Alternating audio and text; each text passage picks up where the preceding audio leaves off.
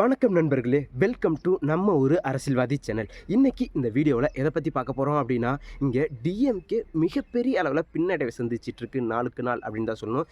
ஏன் இதை நான் சொல்கிறேன்னா, இங்கே 888 கோடி ஊழல் அப்படிங்கிற ஒரு விஷயமும் டிஎம்கேவை தான் பாதிச்சிருக்கு.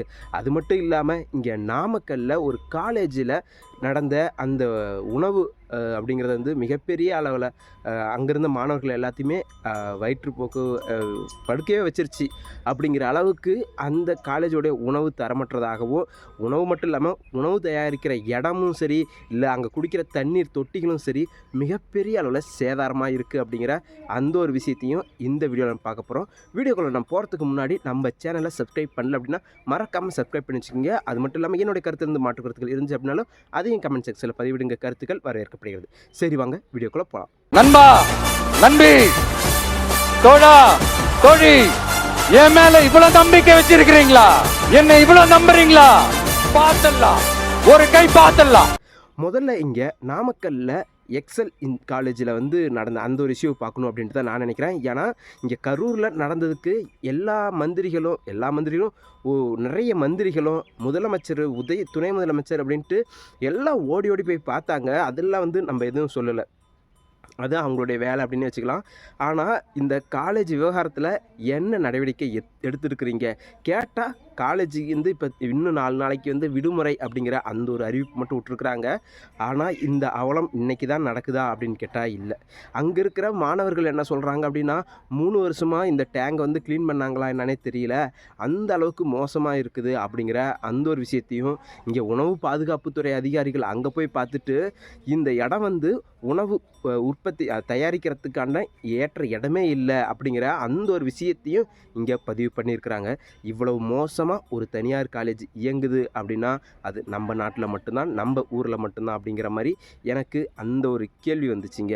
ஏன் இதை நான் மறுபடியும் சொல்கிறேன் அப்படின்னா, இங்கே பாதிக்கப்பட்டவங்களுடைய பிள்ளைகள் அப்படின்னு இருக்கிறாங்க இல்லையா, அவங்களுடைய பெற்றோர்கள்லாம் வந்து எவ்வளோ கஷ்டப்பட்டு காலேஜ் சேர்த்துருப்பாங்க, எவ்வளோ ஃபீஸ் வாங்குறீங்க, அதுக்கு கொஞ்சமாவது அவங்களுக்கு அடிப்படை தேவைகளை ஏன் நிறைவேற்றி பண்ண மாட்டேங்கிறீங்க, அவங்களுடைய உணவில் ஏன் அவ்வளோ பிரச்சனை இருக்குது அப்படிங்கிற அந்த ஒரு கேள்வி, குடிக்கிற தண்ணியிலேயே அவ்வளோ விஷயம், அதை நம்ம வந்து ரொட்டேனாக அதை மெயின்டைன் பண்ணுறதுக்கு ஏன் தவறு விடுறீங்க, உங்களுடைய ஃபீஸ் வாங்கலை இல்லை கொடுக்கல அப்படின்னா நீங்கள் வந்து கம்முன்னு விட்டுருவீங்களா, எவ்வளோ ஃபோர்ஸ் பண்ணுறீங்க, ஆனால் இந்த ஒரு விஷயத்தை ஏன் இப்படி பண்ணீங்க அப்படிங்கிற அந்த ஒரு கேள்வியும் இங்கே காலேஜில் மட்டும் இல்லாமல் நிறைய பள்ளிகளில் கூடயுமே சரி, புதுசாக கட்டின பள்ளிகளில் மேலேருந்து பூச்சு சிமெண்ட் வந்து கீழே விழுவுறதும் நிறைய பேருடைய மாணவர் தலைகளாக கூட விழுந்திருக்கு அப்படிங்கிற வீடியோக்களையும் சரி, ஃபோட்டோக்களையும் சரி அப்பப்போ நம்ம பார்த்துக்கிட்டு தான் இருக்கிறோம்.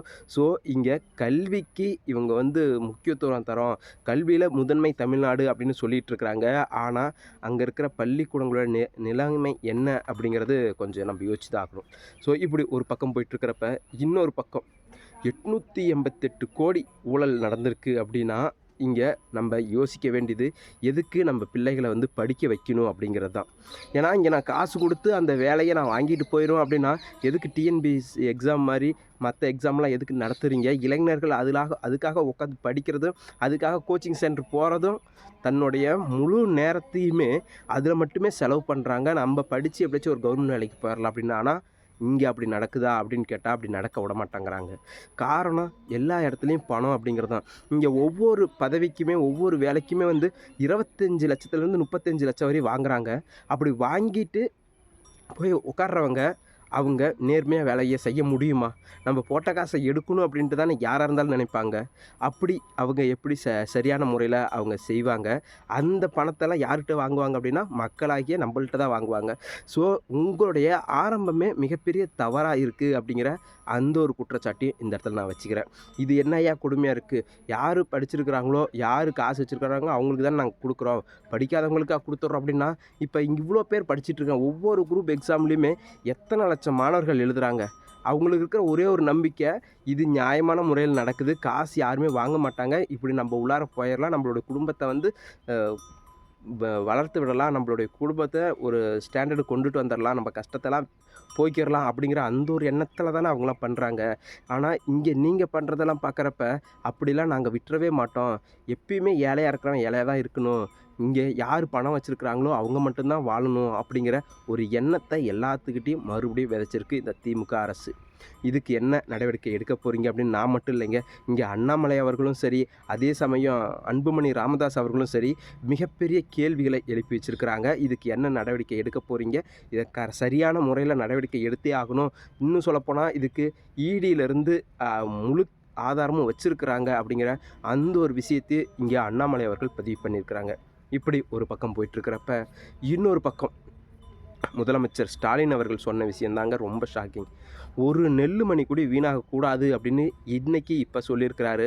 நாங்கள் கேட்குறது என்னென்னா, இந்த மழையெல்லாம் முடிஞ்சு இப்போ 2 நாளாக வெயில் அடிக்குது, இப்போ சொல்கிறீங்க. இதுக்கு முன்னாடி சொல்லி இல்லை அதுக்குண்டான நடவடிக்கை எடுத்திருந்தீங்க அப்படின்னா உண்மையாலுமே சல்யூட் அடிச்சிருக்கலாம். ஆனால் இங்கே பல விவசாயிகள் தங்களுடைய நெல் மணிகளை மிகப்பெரிய அளவில் இழந்துட்டு, இன்னும் சொல்லப்போனால் அதை விற்க முடியாத நிலைமையில் ஆளாகி அவங்க தலையில் துண்டு போட்டுக்கிட்டு தான் உட்காந்துருக்குறாங்க. ஸோ அந்த நிலவரத்துக்கு, அந்த நிலைமைக்கு காரணம் நீங்கள் தான்.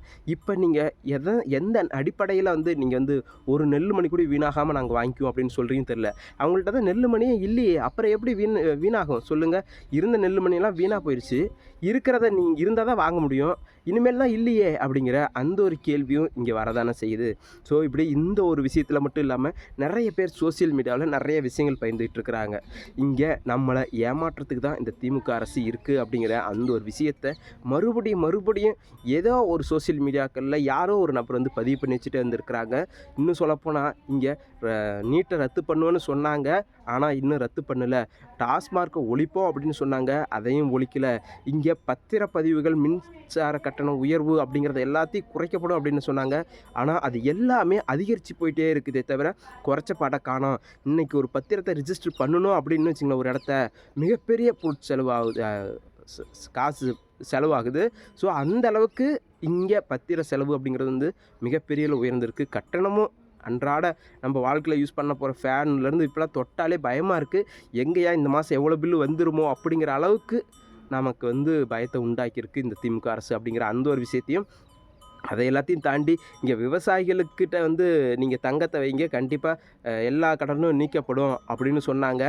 அந்த தங்க நகை கடனையுமே இன்னும் விலக்கலை, ரத்து பண்ணலை அப்படிங்கிற அந்த ஒரு குற்றச்சாட்டுலேருந்து இது மாதிரி ஏகப்பட்ட குற்றச்சாட்டு சொல்லிகிட்டே போனாங்க. ஸோ அதை என்னுடைய ஷார்ட்ஸ் மூலிமா நான் உங்களுக்கு கன்வே பண்ணுறேன், முழுசாக டீட்டெயில் போடுறேன்.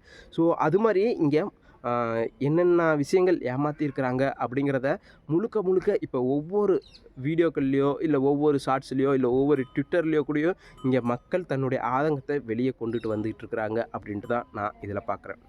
சரி, இதையெல்லாம் போகட்டும், இன்னொரு முக்கியமான விஷயத்துக்கு வருவோம். என்ன அப்படின்னா, இங்கே திருமாவளவன் அவர்கள் டியூட் படம் பார்த்துட்டு விமர்சனம் பண்ணியிருக்கிறாங்க. அதுவும் படம் நல்லா இருக்குது, நட்பு காதல் அதை பற்றி மிகப்பெரிய அளவில் சூப்பராக பேசியிருக்கிறாங்க அப்படின்னு திருமாவளவன் அவர்கள் சொல்லியிருக்கிறாங்க. இது எத்தனை பேர் ஏற்றுக்கிறாங்க அப்படின்னு தெரில. ஏன்னா இங்கே ப்ளூ சட்டை மாறனே இந்த ஒரு விஷயத்தை ஏற்றுக்கலை அப்படின்ட்டு தான் நான் நினைக்கிறேன். ஏன்னா அவரே இதை கழுவி ஊற்றிருந்தார். ஸோ அவர் மட்டும் இல்லாமல் இன்னும் நிறைய பேர் இந்த ஒரு படத்தை விமர்சனம் வச்சுருந்தாங்க. ஆனால் திருமாவளவன் அவர்கள் பார்த்துட்டு மிகப்பெரிய அளவில் பாராட்டியிருக்கிறார்.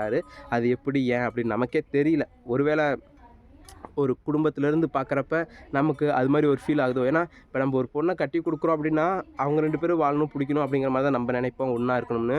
ஆனால் வேறு மாதிரி அந்த கதை உங்களுக்கே தெரியும்னு நினைக்கிறேன். ஸோ அப்படிலாம் நம்ம சுற்றி வளைச்சி போக தேவையில்ல. ஸோ இப்படி திருமாவளவர்கள் ஒரு பக்கம் டியூட் படத்துக்கு விமர்சனம் சொல்கிறதும், இன்னொரு பக்கம் பைசன் படத்துக்கு முதலமைச்சர் ஸ்டாலின் ஐயா அவர்கள் விமர்சனம் சொல்கிறதும், இன்னொரு பக்கம் இட்லி கடைக்கு சீமான் அவர்கள் விமர்சனம் சொல்கிறதும், இங்கே அரசியல் தலைவர்களுக்கு நிறைய வேலைகள்லாம் இருக்கும். ஆனால் இந்த வேலையும் அதை இழுத்து போட்டு செய்கிறாங்க பார்த்தீங்களா, அது பாராட்டக்கூடிய ஒரு விஷயம். அதுவும் நல்ல படமாக இருந்துச்சு அப்படின்னா கூட நமக்கு பிரச்சனை இல்லை. சொல்கிறதெல்லாம் இட்லி கடை படத்தெல்லாம் பார்த்துட்டு இதுக்கா சீமான் இவ்வளோ பெரிய ஆதங்கத்தை கொட்டினார் அப்படிங்கிற மாதிரி இருந்துச்சு. ஏன் சொல்கிறேன்னா, அந்த படம் பார்த்த பிறகு நமக்கு அதோடைய உண்மைத்தன்மை என்னன்னு தெரியும். இங்கே பைசன் படத்துக்கு சொல்கிறது வேறு, அதே சமயம் இட்லி கடைக்கு சொல்கிறது அப்படிங்கிறது வேறு தான் அப்படின்ட்டு என்னுடைய கண்ணோட்டம். ஏன்னா 2 படத்தையும் கம்பேர் பண்ணிட முடியாது. இது வேறு ரேஞ்சில் இருக்குது, அது வேறு ரேஞ்சில் இருக்குது. அப்படிங்கிறப்ப கண்டிப்பாக அதுக்கு ஒரு தமிழ் தேசியம் பேசியவர், வீரவசனம் பேசுகிறவர், இதுக்கு இந்த அளவுக்கு எதுக்கு முட்டு கொடுக்கணும் அப்படிங்கிற அளவுக்கு எனக்கு ஃபீல் ஆனிச்சு. ஸோ சீமான் அவர்கள் அப்போ எதுக்காக பேசியிருக்கிறாரு அப்படிங்கிறது படம் பார்த்து முடித்த பிறகு தான் நமக்கு தெரியும். ஸோ இது மக்களுக்கான படம் இல்லை, இது இன்ப நிதி முறையாக ஒரு படம் ப்ரொடியூஸ் பண்ணுறாரு. ஸோ அவர் படம் நல்லா வரணும், வளர்ந்து வரும் பிள்ளை, அதனால் நம்மளுடைய ஆதரவை கொடுப்போம் அப்படிங்கிற மாதிரி தான் அவர் கொடுத்துருக்கிறாரு அப்படின்னா என்னுடைய கருத்து. ஸோ உங்களுடைய கருத்து என்ன அப்படிங்கிறதையும் அதையும் நம்மளுடைய கமெண்ட் செக்ஷனில் பதிவிடுங்க. மறுபடியும் இன்னும் சொல்ல வேண்டியது ஒரே ஒரு விஷயம் தான். இங்கே நிறைய அரசியல் களத்தில் நடந்துகிட்ருக்கு. ஒரு பக்கம் வந்து தாவேக்காவை சேர்ந்த நிர்மல்குமார் அவர் வந்து பேட்டி கொடுத்துருக்குறாங்க. என்னென்னா இது ரெட்டை இலைக்கும் தாவேக்காக்கும் இன்னும் கூட்டணி அப்படிங்கிறதெல்லாம் எதுவும் முடிவாகலை. இன்னும் சொல்லப்போனால் ஒரு மாதத்துக்கு முன்னாடி என்ன நிலைப்பாட்டில் கட்சி இருந்துச்சோ அதே நிலைப்பாட்டில் தான் இப்பயும் கட்சி இருக்குது அப்படிங்கிற அந்த ஒரு தகவலை அங்கே சொல்லியிருக்கிறாரு. ஸோ இங்கே சோசியல் மீடியாக்களையும் சரி, இல்லை யூடியூப் தளங்களையும் சரி, நிறைய பேர் டிபேட் பண்ணிகிட்ருக்கிறாங்க. அதிமுக கூட சேருமா தாவேக்கா அப்படிங்கிற மாதிரி. ஆனால் அதுக்கெல்லாம் முற்றுப்புள்ளி வைக்கிற மாதிரி தான் இங்கே நிர்மல்குமார் அவர்கள் வந்து அப்படிலாம் கூட்டணிலாம் எதுவும் இன்னும் இல்லை. ஸோ இன்னும் சொல்லப்போனால் எங்களுடைய நிலைப்பாடு முன்னாடி எப்படி இருந்துச்சோ அதே நிலைப்பாடு தான் நாங்கள் இப்பயும் இருக்கிறோம் அப்படிங்கிற அந்த ஒரு கருத்தை சொல்லியிருக்கிறாங்க. அதையும் தாண்டி இங்கே லியோலா மணியாக இருந்தாலும் சரி, இன்னும் மற்ற தாவேக்கா நிர்வாகிகள் எல்லாருமே வந்து இப்போ வெளியே வந்து பேச ஆரம்பிச்சிருக்கிறாங்க. ஸோ அவங்க என்னென்ன பேசுகிறாங்க, அவங்களுடைய கருத்துக்கள் என்ன அப்படிங்கிறதையும் நம்மளுடைய சேனலில் பதிவு பண்ணுவோம். ஸோ வீடியோ பிடிச்சிருந்துச்சு அப்படின்னா மறக்காமல் லைக் பண்ணுங்கள், ஷேர் பண்ணுங்கள். முக்கியமாக நம்ம சேனலை சப்ஸ்கிரைப் பண்ணி வச்சுக்கோங்க. அதையும் தாண்டி என்னுடைய கருத்துலேருந்து மாற்று கருத்துக்கள் இருந்துச்சு அப்படின்னாலும் அதையும் கமெண்ட் செக்ஷனில் பதிவிடுங்க. கருத்துக்கள் வரவேற்கப்படுகிறது. மீண்டும் ஒரு பதிவில் சந்திப்போம். நன்றி, வணக்கம்.